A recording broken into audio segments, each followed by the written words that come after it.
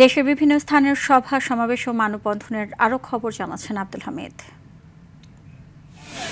এই পরিবার মাদকমুক্ত সমাজ গঠনের দাবিতে সচেতনতা বৃদ্ধির লক্ষ্যে উপজেলায় মানববন্ধন ও প্রতিবাদ মিছিল করেছে সুখের ঠিকানা মালিক কল্যাণ সমিতি। সন্ত্রাসী কুমিল্লা সরকারি মহিলা কলেজের 7 শিক্ষককে একযোগে বদলির প্রজ্ঞাপন প্রত্যাহার করে তাদের পুনর্বহালের দাবিতে অবস্থান কর্মসূচি ও বিক্ষোভ করেছে শিক্ষার্থীরা। এদিকে জেলার রাজারহাট এলাকায় পচা ও দুর্গন্ধযুক্ত গরুর মাংস বিক্রির অভিযোগে মাংস ব্যবসায়ী গোল্ডেন কসাইকে আটক করেছে পুলিশ।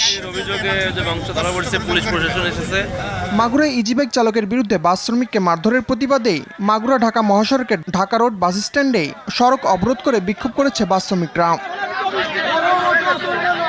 মাদকের বিরুদ্ধে রুখে দাঁড়ান, দেশের যুব সমাজকে বাঁচান, এই স্লোগানে রাজবাড়ীর বসন্তপুর ইউনিয়ন ইমাম কমিটি ঘণ্টাব্যাপী মানববন্ধন কর্মসূচি পালন করেছে।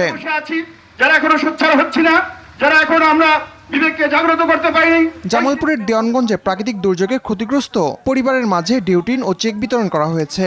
দেওয়ানগঞ্জ উপজেলা পরিষদ চত্বরে আয়োজিত অনুষ্ঠানে প্রধান অতিথি ছিলেন বেসামরিক বিমান পরিবহন ও পর্যটন প্রতিমন্ত্রী এম রাশেদুজ্জামান মিল্লাত। মালয়েশিয়ার ব্যবসায়ী এবং বিনিয়োগকারী প্রতিনিধি দলের সাথে মতবিনিময় সভা করেছে পঞ্চগড়ের ব্যবসায়ীরা। অনুষ্ঠানের প্রধান অতিথি হিসেবে ছিলেন পানি সম্পদ প্রতিমন্ত্রী ফরহাদ হোসেন আজাদ।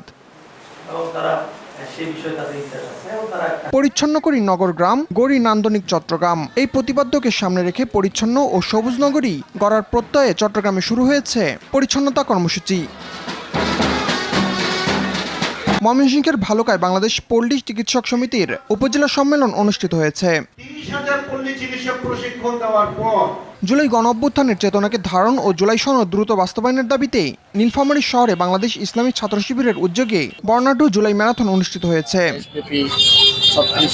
ক্রিয়াই শক্তি, ক্রিয়াই বল, মাদক ছেড়ে মাঠে চল, এই স্লোগানে ফরিদপুরে অনুষ্ঠিত হয়েছে মরহুম চৌধুরী কামাল ইবনে ইউসুফ স্মৃতি football tournament.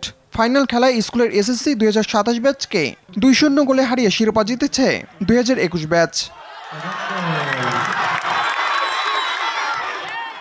Abdul Hamid, RTV।